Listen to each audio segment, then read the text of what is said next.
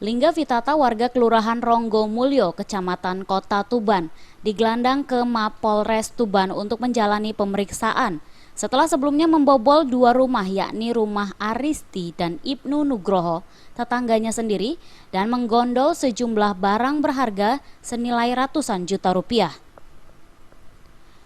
Kejadian bermula saat kedua korban mudik beberapa hari ke kampung halaman mereka masing-masing, yakni di Jogja dan Jakarta untuk merayakan Lebaran.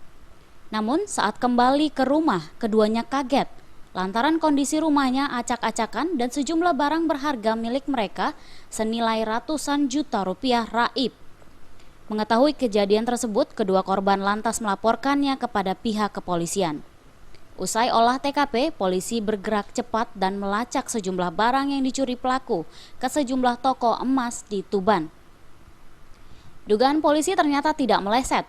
Pelaku menjual emas tersebut di salah satu toko emas di Tuban. Petugas akhirnya berhasil membekuk Lingga di rumahnya.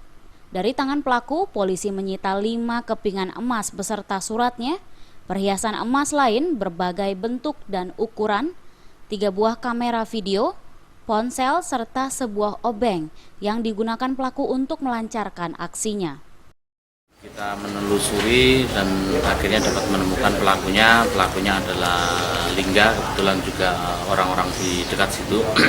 Kemudian dari hasil pengembangan TKP pertama tadi dikembangkan ada TKP yang lain di sebelahnya. Dan ternyata setelah kita melakukan proses penyelidikan, pelakunya juga orang tersebut.